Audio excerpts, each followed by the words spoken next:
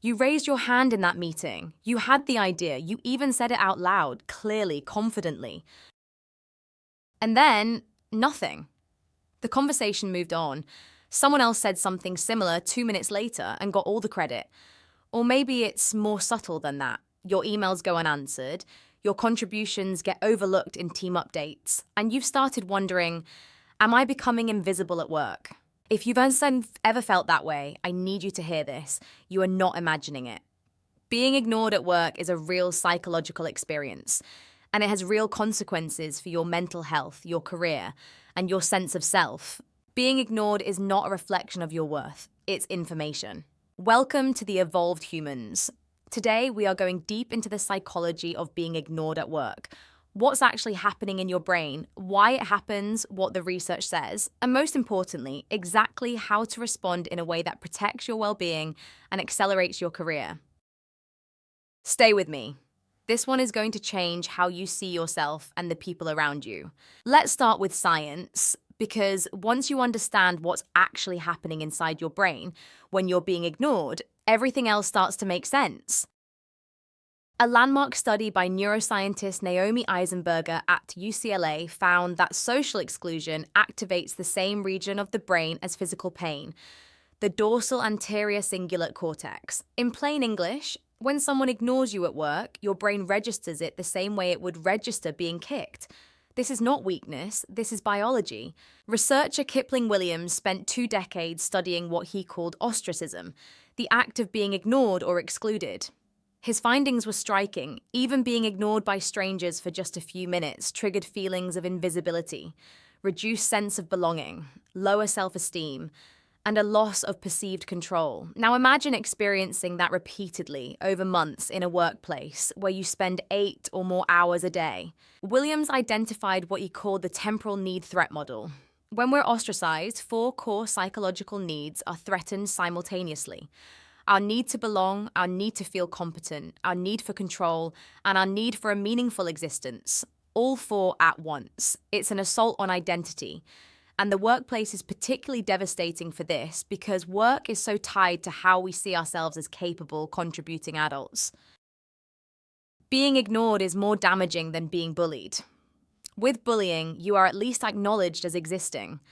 Ostracism communicates, you are not even worth the energy of conflict. That quote stops people cold, and it should.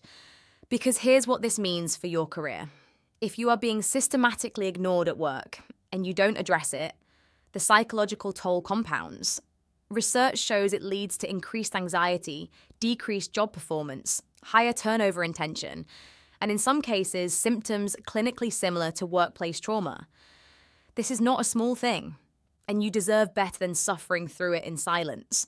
But here's what I want you to hold on to right now, before we go any further. Understanding the psychology means you can work with it instead of against it. Your reactions, the anxiety, the second-guessing, the hypervigilance in meetings, these are not flaws. They are predictable neurological responses to a real threat. And predictable means manageable. Let's talk about what this looks like in real workplaces. Not all forms of being ignored at work look the same. In my years of HR practice, I've identified 6 distinct patterns, and recognizing which one you're in is the first step to responding effectively. Form 1, idea theft by silence. You contribute an idea, it's met with silence. And minutes later, someone else says the same thing and gets applauded. Your contribution is retroactively erased. This is extremely common for women and professionals from minority backgrounds. Research consistently shows this is a manifestation of in-group bias. Form 2, the communication black hole. Your emails don't get replies. Your messages get read receipts but no responses. When this is selective, others get responses you don't. It signals something deeper. Form 3, meeting invisibility. You're in the room but not in the conversation. You're spoken over, your contributions are skipped, and decisions are made as if you haven't spoken. Form 4, the career freeze. You stop being considered for projects, promotions, or development opportunities. Others are championed, you're consistently passed over. This can be disguised as budgetary constraints or timing. Form 5, social exclusion. Team lunches you're not invited to. After-work gatherings you only hear about afterward. Informal groups where the real decisions get made. Social exclusion is the gateway to professional exclusion. Form 6. Invisible expert syndrome. You are technically excellent, your work is used, relied upon, even celebrated. But you as a person are invisible. No one knows your name in the broader organization. You're the engine nobody sees, common in technical roles and support functions. I want to pause here and say something important. Some of these patterns have roots in systemic bias: gender, race, age, nationality, introversion. In my HR practice, particularly working in the UAE, where we have incredibly diverse, multinational workplaces, I see this constantly. Professionals from certain backgrounds are structurally more likely to be overlooked. Acknowledging that is not making excuses, it's being accurate, because the solution to structural invisibility is different from the solution to a simple communication breakdown. Ask yourself, is this pattern consistent or situational? Is it directed at me specifically? Or is it how my manager treats everyone? Has it coincided with any change? New team, new leadership, performance review? Your answers will tell you whether this is interpersonal, systemic, or structural. Knowing which category you're in gives you power, because the response strategies are different, and deploying the wrong one can make things worse. We're going to get into all of that. But first, let's talk about what's happening on the other side, because sometimes the people ignoring you don't even know they're doing it. Here's something I want to offer you that might be uncomfortable. Not all workplace ignoring is intentional, and understanding why this happens, truly understanding it, will make your response far more strategic and far less emotionally depleting. Driver A. Unconscious affinity bias. Human beings are neurologically wired to pay attention to people who are similar to them. Same background, same communication style, same school, same nationality. Managers with high affinity bias don't actively choose to ignore different people. They simply don't notice them with the same frequency. It's not an excuse, but knowing it changes how you position yourself. Driver B, cognitive bandwidth overload. Leaders who are overwhelmed, stressed, or poorly organized simply ignore everything that isn't screaming for their attention. If you are low maintenance, highly competent, and don't escalate problems, you may paradoxically become invisible. Not because you're underperforming, but because you don't require management bandwidth. Driver C, social threat response. Sometimes people ignore others as a defense mechanism, because you intimidate them, because acknowledging you requires effort, or because they've developed a negative association they haven't addressed. Common in workplaces with poor psychological safety. Driver D, deliberate power play. And yes, sometimes it is intentional. Being ignored is used as a control tactic, a power move designed to destabilize, punish, or marginalize. It can be a form of covert workplace bullying. Recognizing this one is critical because it requires a completely different response. Here's why this matters practically. The remedy for unconscious bias is visibility strategy. The remedy for cognitive overload is communication recalibration. The remedy for deliberate power plays is documentation and escalation. If you try to fix a deliberate power play with a visibility strategy, you will exhaust yourself and get nowhere. Diagnosis first, always. Understanding why someone ignores you is not about letting them off the hook. It's about choosing the most efficient path back to being seen without losing yourself in the process.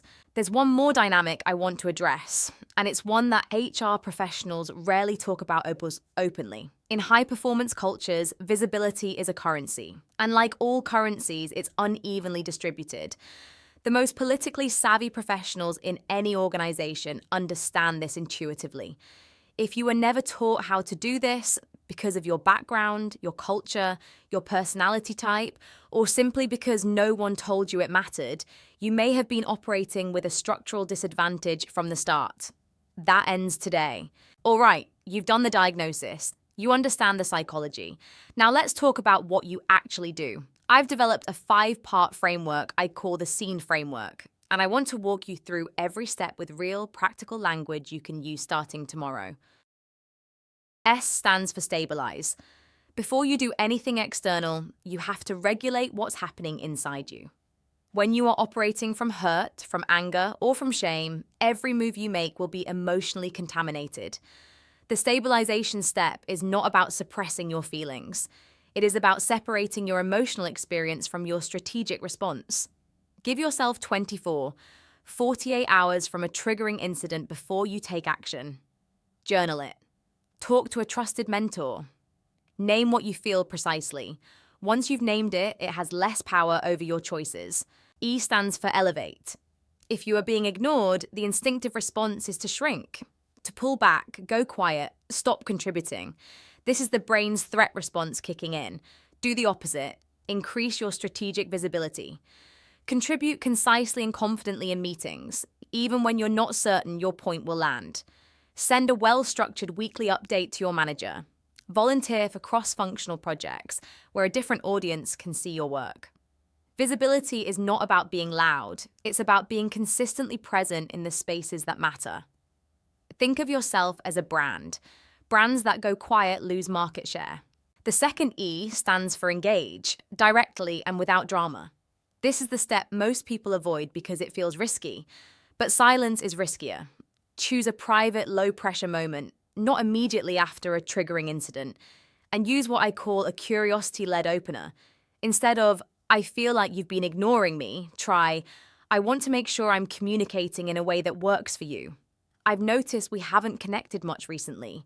Is there something I can do differently? This does three things. It opens the dialogue without accusation.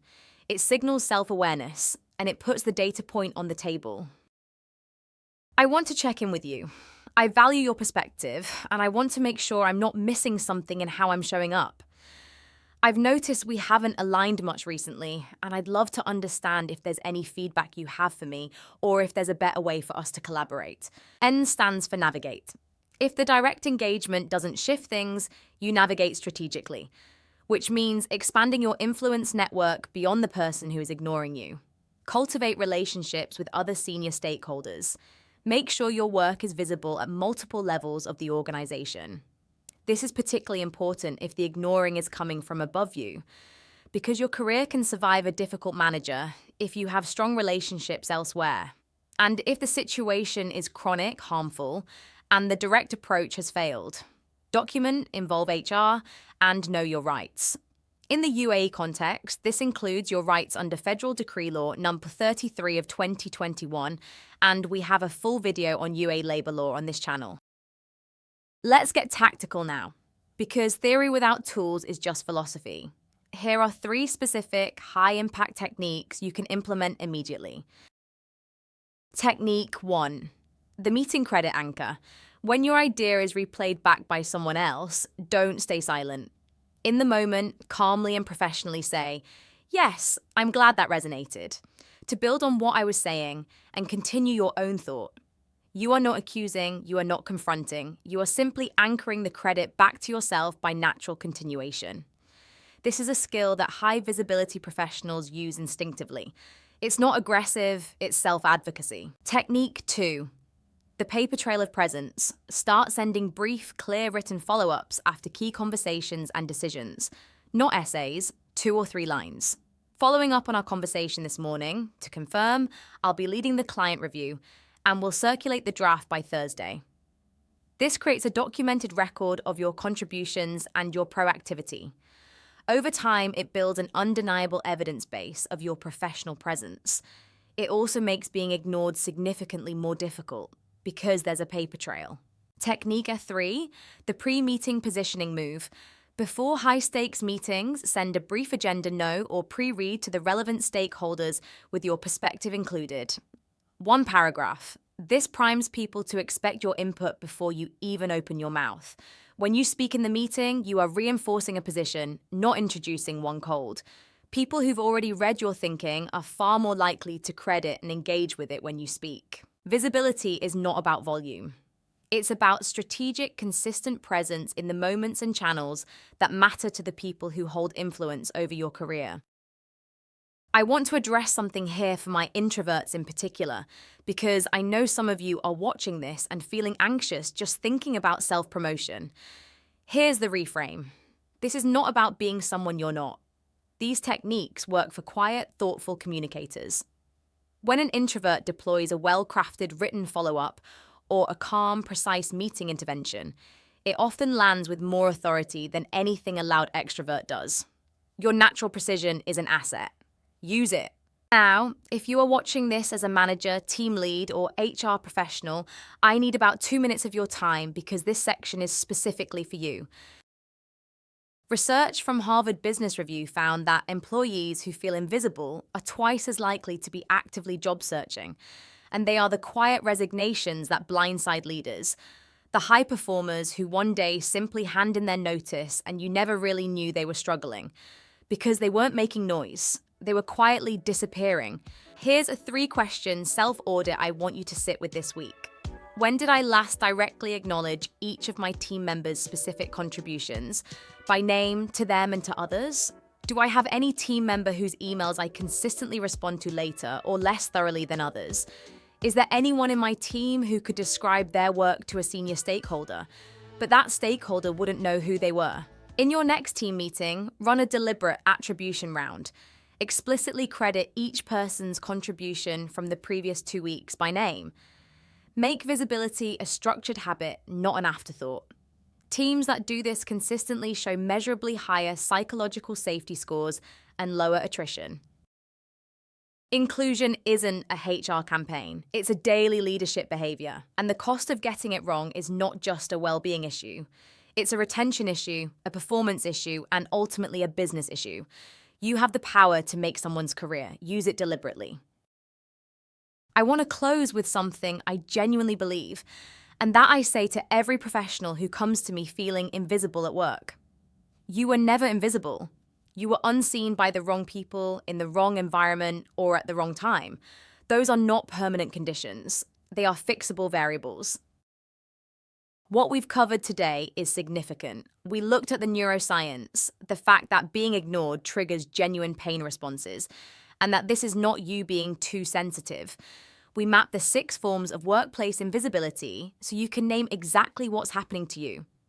We unpacked the psychology of those who ignore, because knowing why is the key to choosing how. We built out the SCENE framework, a 5-step system to reclaim your presence strategically and gracefully. And we gave you 3 concrete, immediately usable tactical tools for meetings, emails, and communication.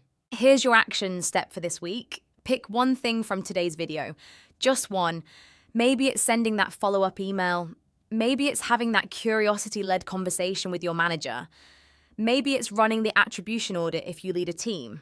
One action, done with intention, can shift a dynamic that has felt stuck for months. Your next step, comment below. Which of the 6 types resonated with you most? I want to hear from you. Drop a comment below and tell me, which of the 6 forms of workplace invisibility have you experienced? And if you found a strategy that worked for you, share it. This community is built on real, honest, evidence-backed conversation about what it actually takes to thrive at work. If this video gave you something, share it with one colleague who needs it. Subscribe if you haven't yet. We publish every week on the psychology, strategy, and HR intelligence that will make you better at your work and more confident in your career. I'm Nia Chase, and until next time, be seen, be valued, be evolved.